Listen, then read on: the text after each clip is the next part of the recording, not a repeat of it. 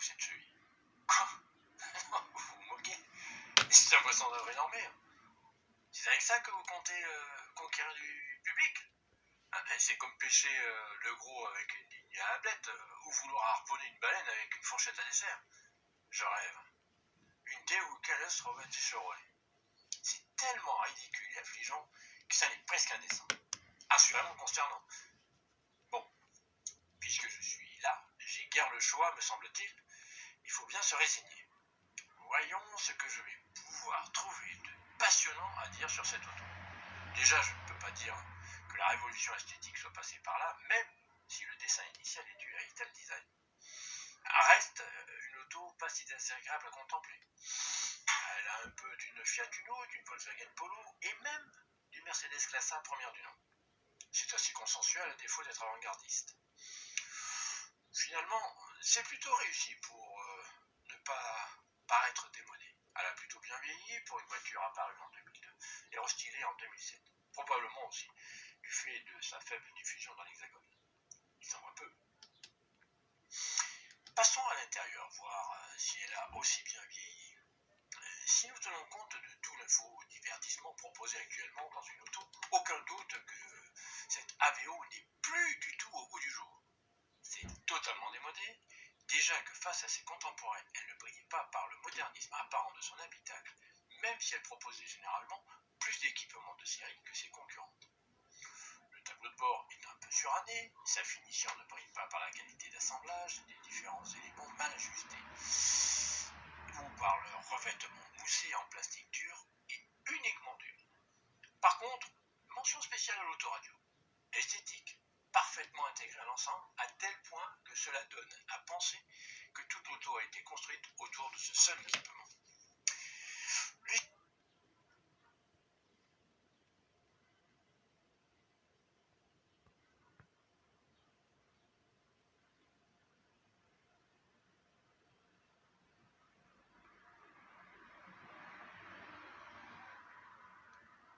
Siège dont le dessin des assises et l'impression flatteuse des tissus qui les recouvrent, pour avenants qu'ils paraissent, sont assez fermes.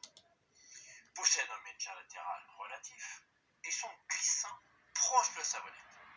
Bon, j'avoue, j'exagère un peu, mais à peine. En tout cas, il y a mieux sur le marché. Finalement, c'est aux places arrière, avec de l'espace aux jambes, une assise maintenant la cuisse, ainsi qu'une garde au toit conséquente, grâce à une hauteur de caisse digne d'un SUV, voire d'un monospace, qu'on se sent le mieux. Bien que nous n'ayons pas affaire, loin de là, à une limousine, à condition tout de même de n'être que deux adultes, et en l'absence de tout siège bébé. Il existe deux autres types de carrosserie, moins esthétiques me semble-t-il. Une 5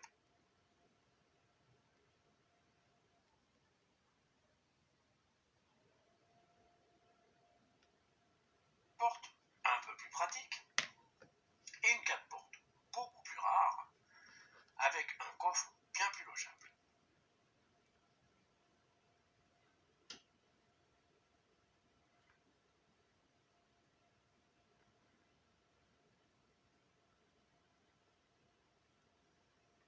Le coffre, justement. Il a dû s'incliner face à l'habitabilité, et même avec les dossiers de la banquette arrière rabattable de tir entière, qui n'offre pas pour autant un plancher plat et n'augmente que substantiellement la capacité de chargement, n'est guère plus volumineux que celui d'une Twingo ou d'une Smart.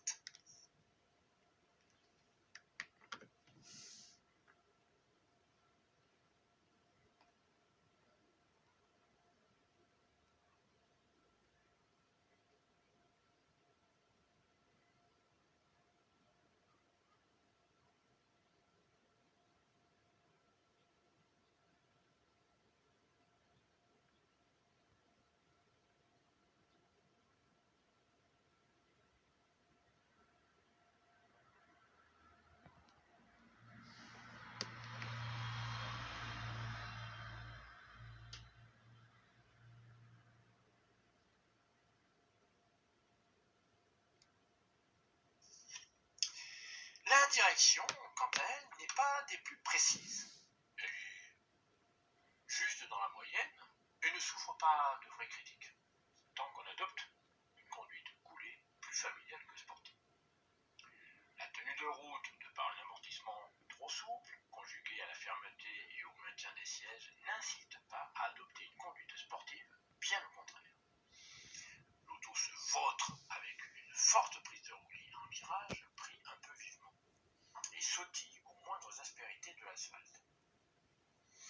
Cette trop grande souplesse des suspensions associée au manque de moelleux des assises des sièges ne contribue pas plus au plaisir de voyage. Les performances ne laissent aucun doute sur les velléités du 4 cylindres 1206 cm3 de 84 équidés rageurs qui permet d'abattre de 0 à 100 km/h en à peine plus de 10 secondes supplémentaires qu'une fluvière Ferrari, Porsche ou McLaren. Et peut atteindre 172 km/h selon son constructeur. En plus d'être anémique, la mécanique est affublée d'une boîte de vitesse à 5 rapports, long, si long que le moindre faux plat devient une ascension. Reste un maniement tout à fait correct, et même s'il n'y a pas de régulateur, sur route peu accidentée, il est très aisé de maintenir une vitesse constante. Les commandes sont assez douces.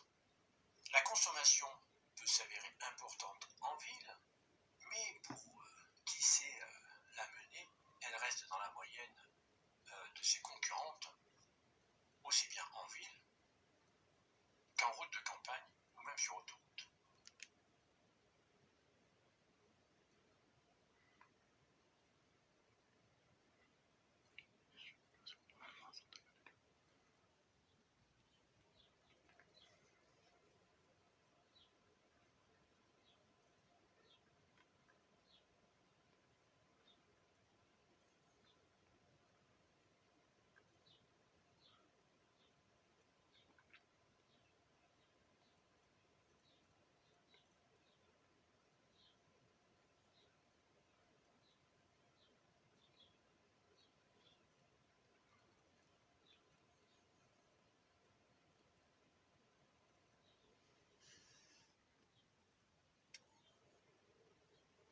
Comme le bon vin, elle a bien vieilli.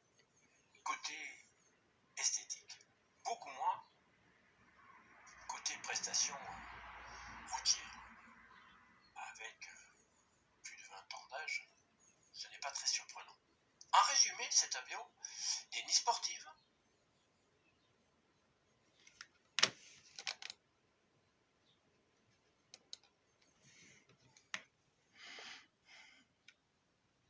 ni championne du confort, pas plus qu'elle est la recherche de la finition premium. Elle est très habitable, pas piégeuse, tant qu'on ne se prend pas pour un pilote de rallye. À l'occasion, il est possible d'en trouver à des prix intéressants, d'autant plus qu'elle fut proposée aussi en GPL, qui diminue les dépenses, mais limite un peu plus la taille du coffre à bagages. Par contre, la plus belle affaire, ce n'est pas celui qui va l'acquérir à l'occasion qui la fera, mais bien son propriétaire de première main, tant cette auto fut parfois bradée jusqu'à moins de 30% dans ses dernières années d'existence, par Chevrolet et par les concessionnaires de la marque, sans parler de certains mandataires. Neuve, en 2010, cette Chevrolet coûtait 15 200 € dans cette version LS milieu de gamme, avec ABS, vitres teintées, climatisation, alarme, de série. Juste une option gravage des vitres à 80 € et peinture métallisée à 480 €. Cette AVO est comme cette route, en travaux, apparemment parfaite et droite, mais finalement limitée. Malgré tout, personnellement, je pourrais me laisser tenter par sa rareté et son look assez consensuel. Elle avait quelque chose de sympathique. Et quelle autoradio! Après ces fréquentes et intimes révélations,